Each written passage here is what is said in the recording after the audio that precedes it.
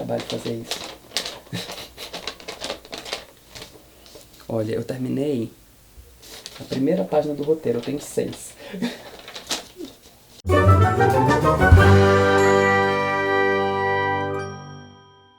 Na semana passada, o Ministério da Educação do governo Bolsonaro anunciou um contingenciamento de 30% no orçamento das universidades federais. A princípio, eles anunciaram que os cortes seriam em universidades específicas, a Federal Fluminense, a Universidade de Brasília e a Federal da Bahia, mas depois o MEC explicou que o corte seria para todas as universidades, o que não é exatamente uma boa notícia. Como justificativa, o governo a princípio disse que as universidades estavam sendo um espaço de balbúrdia e de produção de coisas desimportantes e que ela não estaria fazendo um uso eficiente desse dinheiro. E aí, num período de crise, de necessidade de contingenciamento de recursos, esses cortes seriam necessários. E apesar de adotar também essa lógica do contingenciamento de recursos, a verdade é que o principal argumento do Bolsonaro para justificar os cortes tem sido mesmo essa ideia de que as universidades não são eficientes, não são produtivas o suficiente, que é uma opinião que, na verdade, ele sempre teve. E essa é uma primeira coisa importante da gente pensar. Essas medidas que estão sendo adotadas pelo governo Bolsonaro agora nada mais são do que uma materialização de um discurso que ele já adotava desde o período de campanha. O Bolsonaro nunca teve uma relação exatamente muito boa com a universidade, sempre adotou um discurso de repulsa, meio que de demonização da universidade, e é esse o mesmo discurso das pessoas que estão ao redor dele, especialmente o Olavo de Carvalho, intitulado filósofo, que é o grande guru ideológico do Bolsonaro, e também o próprio ministro da Educação, o Abraham Weintraub, que é um discípulo fiel do Olavo de Carvalho e adota exatamente o mesmo discurso, a mesma ideia de que as universidades brasileiras não serviriam para nada e que seriam apenas um antro de comunistas comprometidos com um plano comunista de dominação mundial. Para organizar a discussão aqui desse vídeo, eu vou girar em torno de 3 pontos, 3 eixos principais de ação da universidade, que são os pilares da educação superior definidos pela Constituição. Primeiro, o ensino, que é mais óbvio, mais conhecido, o trabalho de ensino-aprendizagem, de formação que as universidades promovem, mas também 2 outros pilares, o da pesquisa e o da extensão, que curiosamente são os que têm mais impacto na vida das pessoas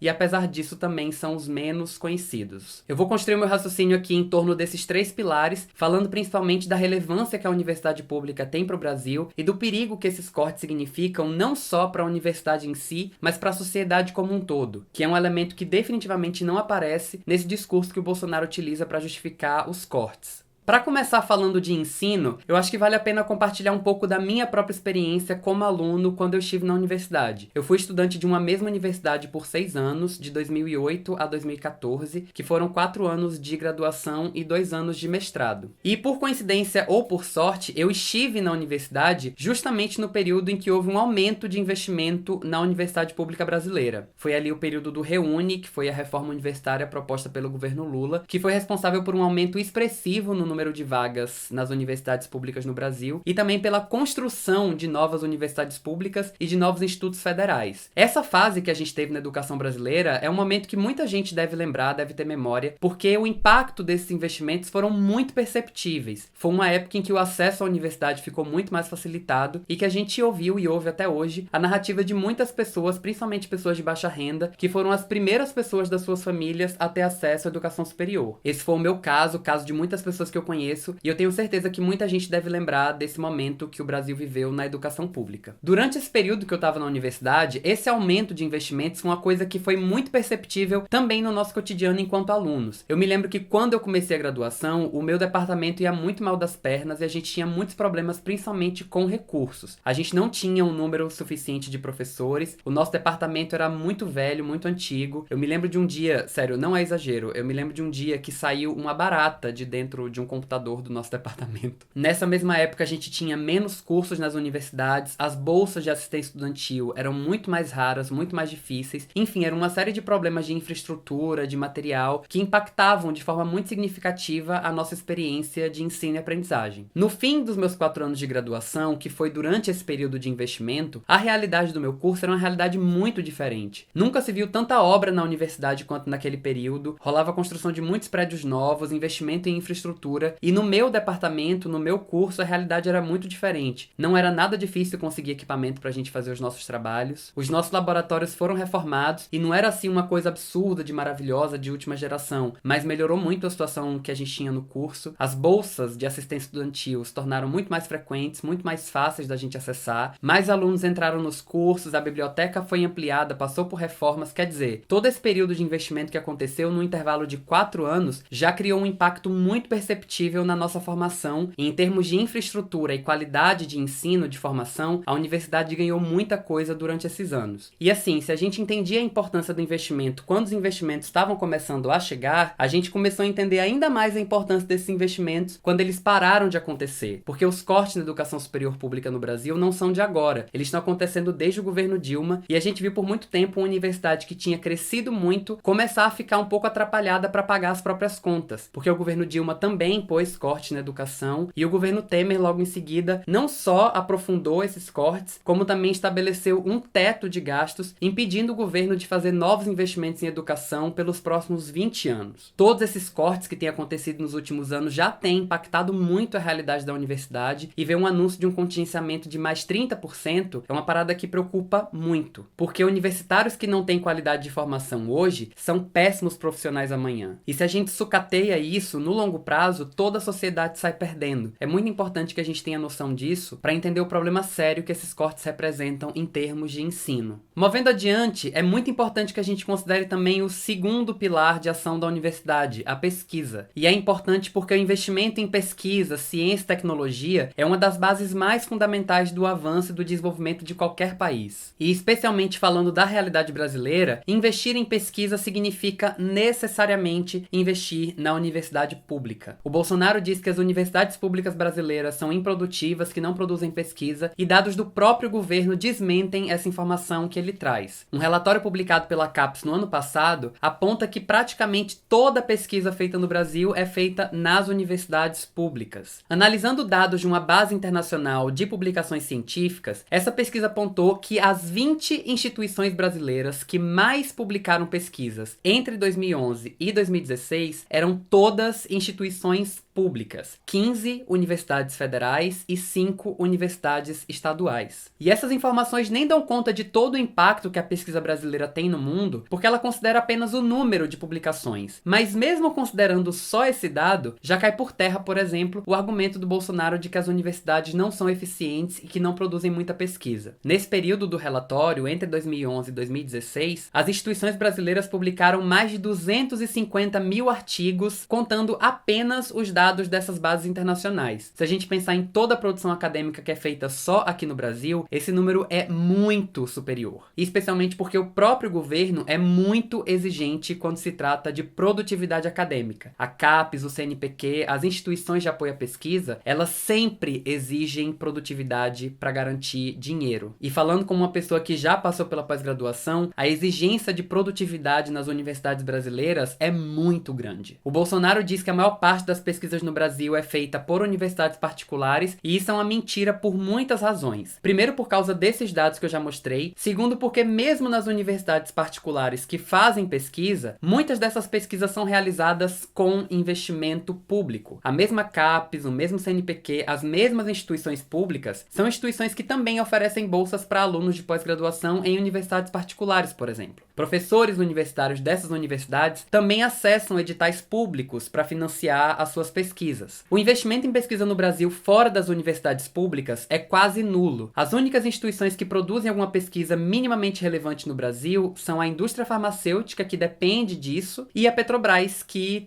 também é uma empresa pública. E vale dizer que mesmo a indústria farmacêutica e principalmente a Petrobras também fazem pesquisa em parceria com as universidades públicas. O que eu tô querendo dizer com tudo isso é que não existe pesquisa no Brasil sem investimento na universidade pública. E pesquisa também é uma coisa que é muito importante para a sociedade como um todo, 100% do tempo. Em praticamente tudo na nossa vida tem pesquisa. Se um produto que você compra no supermercado se torna mais acessível, muito provavelmente tem aí o resultado de alguma pesquisa que tornou a produção desse produto mais barata. Se você está fazendo um tratamento para algum problema de saúde e o médico troca a tua medicação para alguma coisa mais eficiente, isso com certeza é resultado de alguma pesquisa. Os produtos de cabelo que eu uso para deixar os meus cachos maravilhosos são resultado de pesquisa. Se você tem acesso a alguma coisa feita pelo governo, com certeza aí tem o trabalho de pesquisadores, economistas, engenheiros, sociólogos, antropólogos, especialistas que se juntam, pesquisam, produzem relatórios e que conduzem a construção de políticas públicas que afetam diretamente a sua vida. Pesquisa, conhecimento, tecnologia estão em absolutamente tudo que a gente usa no nosso cotidiano. E a realidade é que no Brasil, quase todo o conhecimento que é produzido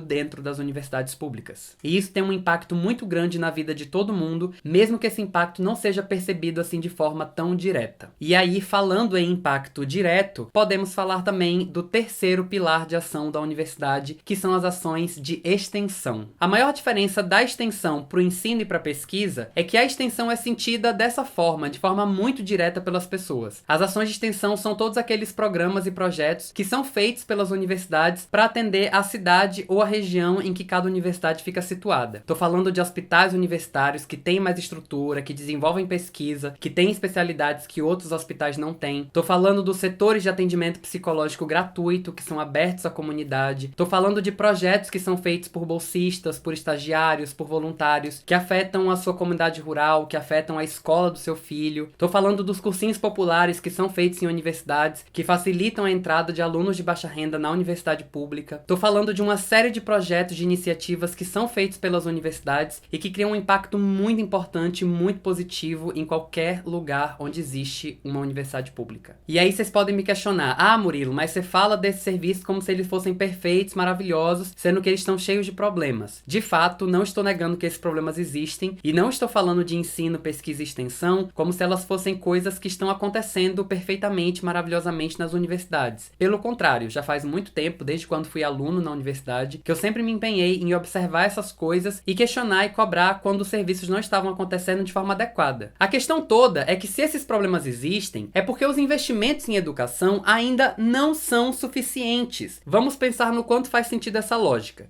Você tem um determinado serviço ali que tem problemas, e aí para resolver esses problemas, você vai lá e tira o investimento desses serviços. Você quer resolver um problema sucateando e desmontando mais um serviço que já não vai muito bem das pernas. Não faz exatamente muito sentido. O que a universidade brasileira precisa não é de corte e contingenciamento. Ela precisa de mais investimento. De acordo com o Censo da Educação Superior que foi feito em 2016, se a gente pegar todos os gastos das universidades brasileiras e dividir pela quantidade de alunos, o Brasil gasta uma média de R$3.000 por aluno por mês. E muita gente diz que isso é caro, inclusive o próprio Bolsonaro. Se usa muito o argumento de que as universidades particulares gastam menos, por exemplo. Mas eu reitero o meu argumento de que a universidade precisa de mais dinheiro por uma quantidade enorme de razões. Primeiro, porque as universidades particulares gastam menos, mas a formação que elas oferecem em geral não é tão boa quanto a formação das universidades públicas. Todo mundo sabe disso. Qualquer aluno que está fazendo vestibular sabe que prefere fazer vestibular para uma universidade pública porque as universidades públicas de fato oferecem melhor qualidade de ensino. Só que mais do que isso, as universidades particulares gastam menos porque elas não investem tanto nem em pesquisa nem em extensão. O que me faz entender que esses R$3.000 que em tese são gastos por cada aluno não são gastos apenas por esses alunos. É um dinheiro que é usado para atender a toda a comunidade universitária e a toda a sociedade, especialmente as comunidades que vivem ali no entorno de cada universidade pública. E vale dizer ainda que esses R$3.000 que muita gente acha caro, de 2016 para cá já caíram um pouquinho, porque já houve mais contingenciamento e teto de gastos no governo Temer. A situação já não é nada fácil nas nossas universidades públicas e o anúncio do Ministério da Educação tende a só aprofundar o problema. E aí, por fim, já para ir concluindo esse vídeo, acho que vale a pena comentar mais um aspecto dessa decisão que para mim torna ela ainda mais grave, que é o fato de que essa decisão do MEC tem um fundo ideológico muito sério. Nos últimos dias têm sido anunciados cortes que vão atingir desde a educação infantil até a pós-graduação, mas o governo começou falando especificamente de 3 universidades que ele acusou de estarem fazendo balbúrdia, principalmente porque foram universidades que recentemente sediaram eventos que foram críticos ao governo. E isso tem a ver com uma coisa que incomoda muito a galera do Bolsonaro, que é o fato de que as universidades públicas hoje também têm sido um espaço importante de discussão visão da conjuntura do país, principalmente no campo das ciências sociais e humanas, que tem o papel de analisar a conjuntura social e política de um país. O Bolsonaro e a galera dele não gostam muito disso, porque é muito fácil analisar a conjuntura do país e perceber que ele tá fazendo bobagem. E como ele não tem dados, nem fatos, nem argumentos para provar o lado dele, o que ele faz é o que ele tem feito desde sempre: espalhar difamação e desinformação. Ele inventa que tá rolando doutrinação, que na universidade são todos comunistas, que a universidade não serve para nada, usando esse discurso para justificar as medidas dele e principalmente para colocar uma mordaça nas universidades. Quando ele diz que o corte vai começar pela UFBA, pela UF, pelo UNB, o que ele faz é mandar um recado para todas as universidades brasileiras. Como quem diz: se vocês pisarem na bola comigo, fazerem alguma coisa que o meu governo não aprovar, a gente vai ter problemas, e os problemas vão começar pelo corte de dinheiro. Isso é tratar as universidades na base da política da censura e do medo, principalmente porque as universidades já andam muito mal das pernas com dinheiro. É um ataque à liberdade de expressão e a um outro princípio que é garantido pela Constituição, que é o princípio da autonomia universitária. As universidades devem ter a sua autonomia garantida e devem sim ser espaço de debate de ideias, porque é assim que o conhecimento é criado e é assim que o conhecimento avança. Governo nenhum tem o direito de interferir nisso, ainda mais de forma tão baixa e tão desonesta. Essa é uma decisão muito problemática que abre precedentes muito graves e que não cria problemas apenas para a universidade, mas, como eu argumentei aqui nesse vídeo, cria problemas para a sociedade inteira. Eu ousaria dizer que apenas 2 personagens aí nesse jogo podem se beneficiar um pouco disso. Primeiro, um nome que tá sempre na boca do Bolsonaro, o Paulo Guedes, ministro da Economia, que tem uma quantidade enorme de investimento, sabe onde? No setor privado de educação. Sucatear serviços públicos é uma forma de abrir campo para os serviços privados, e eu tenho certeza que o Bolsonaro e o Paulo Guedes sabem bem disso, até porque eles têm governado muito para os grandes empresários e pouco para a população. Para além disso, um outro setor que deve se beneficiar aí são os colégios militares, que, vejam só, são os únicos colégios que não serão afetados pelo corte de verbas no MEC. Isso porque os colégios militares são mantidos com verbas do Ministério da Defesa e não do Ministério da Educação. Mas considerando que o governo poderia cortar gastos de onde ele quisesse, é muito significativo que isso não tenha acontecido no caso dos colégios militares. Não tô dizendo que deve cortar dinheiro dessas escolas também, porque todo o meu ponto aqui é não cortar dinheiro de ninguém. A questão é que eu não duvido nada que daqui a alguns meses vai aparecer um Bolsonaro muito bem intencionado comparando os colégios militares com os outros colégios federais por aí, e usando isso de base para justificar um processo de militarização do ensino, que é uma coisa que ele já defende há muito tempo. Tenho certeza que amanhã ou depois, quando ele chegar com esse discurso, ele não vai fazer muita questão de lembrar que ele também foi responsável pelo sucateamento da educação federal no Brasil. Nesse momento, é muito importante que a gente se posicione e que a gente manifeste nosso apoio completo às universidades e à educação pública brasileira. Vai ter que ser no barulho e na balbúrdia mesmo. O que não dá é pra gente ficar parado vendo a educação pública brasileira sendo desmontada, sendo que a educação pública brasileira tem um papel importantíssimo pro crescimento, pro desenvolvimento, pro fortalecimento da nossa sociedade, da nossa democracia. Pressione o governo, participe de manifestações, ocupações, atos, assembleias, faça o que você puder, mas é muito importante que a gente mobilize a sociedade inteira em torno dessas questões. Estamos juntos e seguimos juntos nessa luta e nessa resistência